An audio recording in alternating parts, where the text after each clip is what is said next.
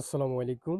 যারা আমার কণ্ঠে গজল শোনার জন্য কমেন্ট করছিলেন, আপনারা ক্লিয়ারলি বলবেন কোন গজলটা শুনবেন, আমাকে একটু কমেন্টে জানাবেন।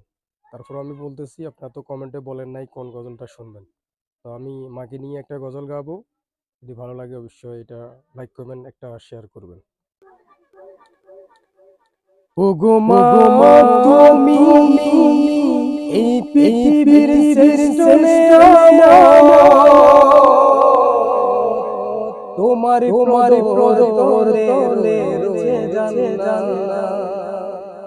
ওগো মা, তুমি এই পৃথিবীর শ্রেষ্ঠ নেয়ামত,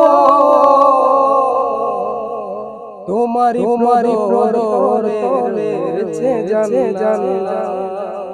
তোমার প্রদরে রয়েছে জান্নাত। ওগো মা, তুমি এই ধরনের শ্রেষ্ঠ নেয়ামত,